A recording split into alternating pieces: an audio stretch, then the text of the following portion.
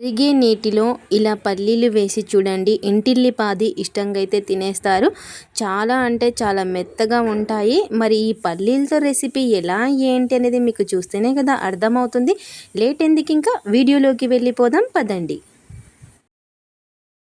Bowl అయితే పెట్టేసుకొని దాంట్లో నీళ్ళు అయితే వేసుకొని నీళ్లు బాగా మరగనివ్వాలి. ఇలా నీళ్ళని బాగా మరిగించిన తర్వాత ఈ నీళ్ళని ఒక బౌల్లోకి అయితే వేసుకుందాము.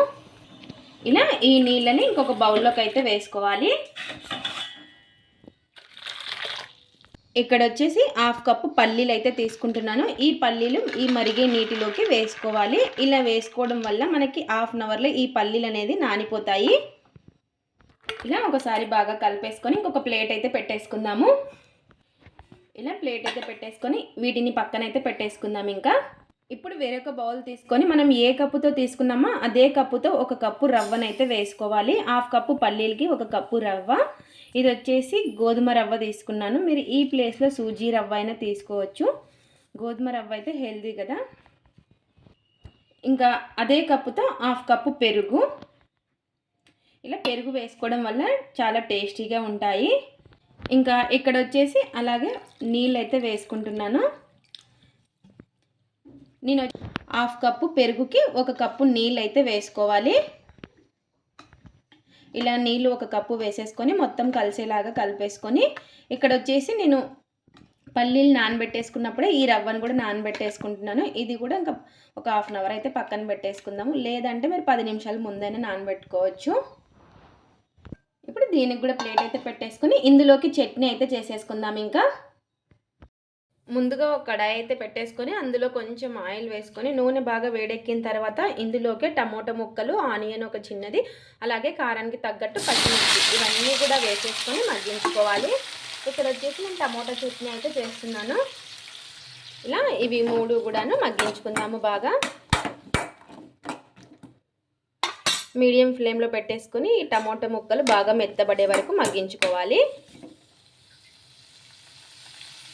ఇలా టమోటా ముక్కలు కొంచెం మగ్గిన తర్వాత ఇందులోకి కొంచెం చింతపండు, అలాగే వెల్లుల్లి రెబ్బలు కూడా వేసుకొని ఒకసారి బాగా కలిపేసుకోవాలి. ఇలా కలిపేసుకున్నాక మరి కొద్దిసేపు అయితే మగ్గించుకుందాము. ఇలా బాగా మగ్గిన తర్వాత ఇందులోకి కొంచెం కొత్తిమీర కూడా వేసేసుకొని బాగా మగ్గించుకోవాలి. ఇలా బాగా మగ్గిన తర్వాత ఇంకా గ్యాస్ అయితే ఆఫ్ చేసేసుకొని చల్లారిన తర్వాత మిక్సీ పట్టేసుకోవడమే ఈ చట్నీని వచ్చేసి. ఒక మిక్సీ జార్ అయితే తీసేసుకొని కొన్ని పల్లీలు అయితే వేసుకోవాలి. ముందుగా పల్లీల్ని మిక్సీ అయితే పట్టేసుకుందాము. ఇలా మిక్సీ పట్టేసుకున్న తర్వాత మనం మగ్గించి పెట్టుకున్న టమోటాలను అయితే వేసేసుకోవాలి. ఇలా రుచికి సరిపడినంత ఉప్పు వేసేసుకొని ఒకసారి మిక్సీ అయితే పట్టేసుకుందాం. మరి ఇలా ఈ విధంగా మిక్సీ అయితే పట్టేసుకోవాలండి. ఇలా కొంచెం బరకగా పట్టుకుంటే చట్నీ అనేది చాలా టేస్ట్ బాగుంటుంది. ఇంకా ఇక్కడ వచ్చేసి చట్నీ అయితే రెడీ అయిపోయింది. ఇంకా ఈలోపు మనకు పల్లీలు, రవ్వ కూడా నానిపోయి ఉంటాయి. ఇంకా మిగతా ప్రాసెస్ అయితే చూసేద్దాము. ఇంకా దీనికి ఎటువంటి పోపు అవసరం లేదు, ఇలాగే తినేయచ్చు. ఇంకా ఇక్కడ వచ్చేసి చూడండి మనకి పల్లీలు అయితే నానిపోయి ఉంటాయి. చూసారు కదా మనకి ఎంత బాగా నానిపోయాయి. తొందరగా ఇలా మరిగే నీళ్లు వేసుకోవడం వల్ల పల్లీలు మనకి తొందరగా నానిపోతాయి. ఇప్పుడు ఈ వాటర్ అన్నీ కూడా వంపేసుకుందాము. ఇలా నీళ్ళన్నీ కూడా వంపేసుకోవాలి. ఇలా చూసారు కదా మనకి బాగా నానిపోయాయి. 1/2 అవర్ కూడా టైం పట్టదనమాట. ఇంకా ఇక్కడ వచ్చేసి రవ్వ కూడా నానిపోయి ఉంటుంది. ఈ రవ్వలోకి ఈ పల్లీలను అయితే వేసేసుకుందాము. వేసేసుకొని మొత్తం ఒకసారి బాగా కలిపేసుకోవాలి. ఇలా నానబెట్టుకున్న పల్లీలను వేసేసుకొని ఒకసారి మళ్ళీ బాగా ఇది కలిపేసుకోవాలి. ఇలా కలిపేసుకున్న దాన్ని ఇంకా మిక్సీ పట్టేసుకుందాము. ఇలా పట్టేసుకున్న దాన్ని ఇంకా నానబెట్టుకున్న దాన్ని మిక్సీ జార్లోకి అయితే వేసుకోవాలి. ఇలా అంతా వేసేసుకొని ఇంకా నాకు ఒకేసారికి అయ్యింది. ఇంకా అంతా కూడా పట్టేసుకుంటాను ఒకేసారి. నీళ్ళేమి వేయకుండా మిక్సీ పట్టేసుకోవాలి.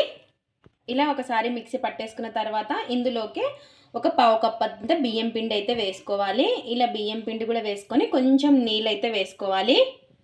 పొడి బియ్యం పిండి అయితే వేసుకున్నాను. ఇలా కొంచెం నీళ్ళు అనేది వేసుకొని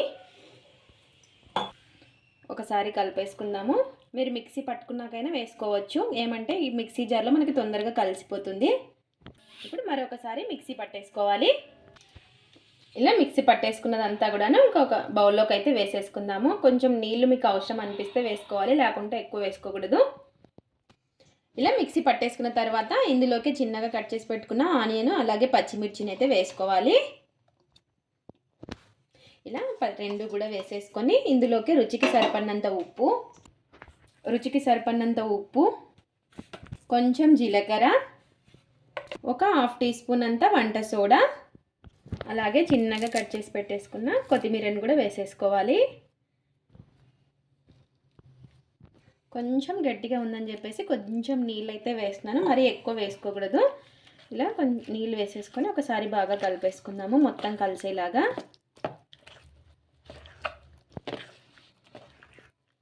ఇలా అంతా కూడా కలిసేలాగా బాగా కలిపేసుకోవాలి. ఇన్స్టెంట్గా చేస్తున్నాను కాబట్టి వంట సోడా అనేది కొంచెం వేసుకోవాలి.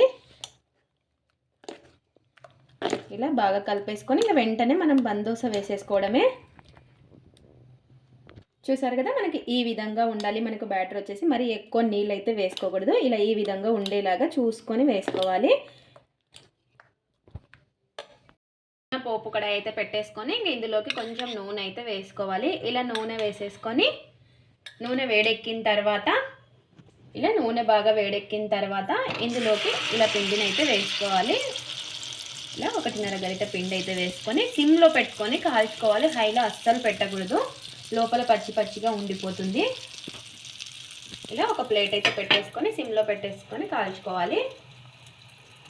ఇలా ఒక సైడు బాగా కాలిన తర్వాత ఇంకో సైడ్ అయితే తిప్పేసుకోవాలి. ఇప్పుడు కొంచెం పైన కొద్దిగా ఈ విధంగా నూనె అనేది ఇలా ఈ విధంగా అప్లై చేసేసుకొని ఇంకో సైడ్ అయితే తిప్పేసుకుందాము.